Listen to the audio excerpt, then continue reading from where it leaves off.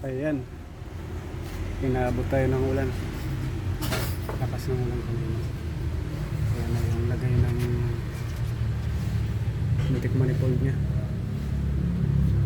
Medyo katamtaman lang, wala masyadong lupa-lupa. Ayan, ito naman yung sa intake. Ayan, butik manifold nya.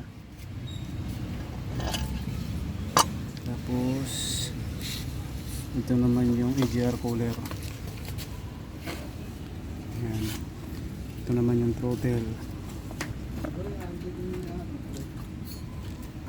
Ito naman yung EGR, wala nang makita sa loob. Ayan.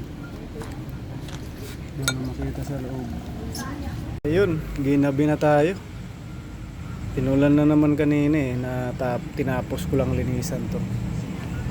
Ayan,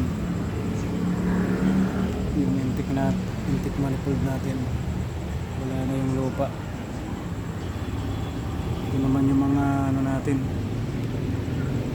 bituka, wala na rin lupa. Ayan.